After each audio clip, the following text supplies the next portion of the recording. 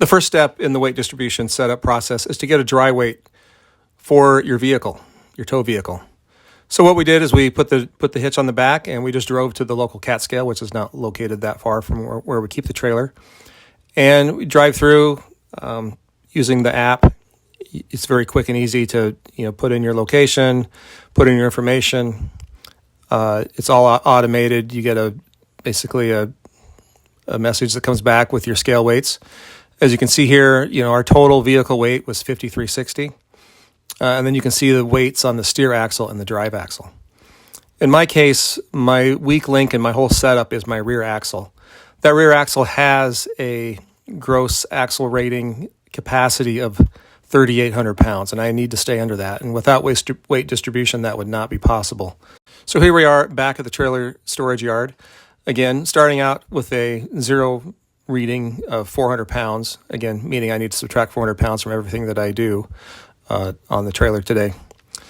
For my Jeep Grand Cherokee, it has air suspension. Whenever I'm going to load up the trailer hitch, I need to go into my settings on my vehicle, and there's a mode there called tire jack mode that I need to turn on. And what that does is that prevents the vehicle from trying to level itself as I'm putting on the trailer weight onto the hitch. So go into the settings, turn on trailer jack mode. Next thing to do is just drop the hitch right on the ball there. If we look carefully, you might be able to see the scale reading go up as that hitch comes down on the ball.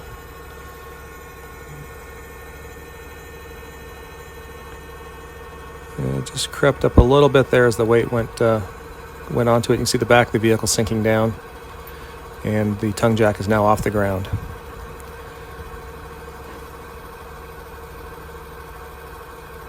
So now that the hitch has come down on the ball there, you can see our new scale reading is 900 pounds. So 900 minus the initial 400 pounds indicates that my hitch weight is about 500 pounds, as stated in the Airstream manual.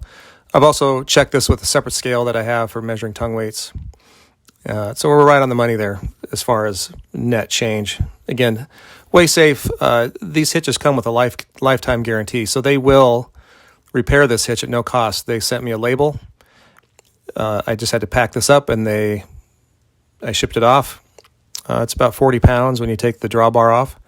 They'll fix it and send it back to me at no cost. So really appreciate that type of service from WaySafe.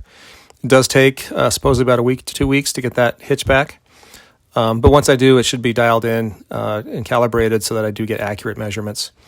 I did confirm with WaySafe that the net changes should be accurate. So even if it's starting at 400 and I subtract the 900 that I'm reading now, I should have an actual hitch weight of 500 pounds. Next step, once the hitch is on there, you just go back in and turn tire jack mode off, and then you can kind of see the trailer leveling itself here. And it does a really good job. As long as you're on level ground, it does a very good job of leveling itself. One of the steps that you do later for weight distribution is you measure the fender heights, and it's usually within quarter to half an inch, and generally towards the lower end of that scale.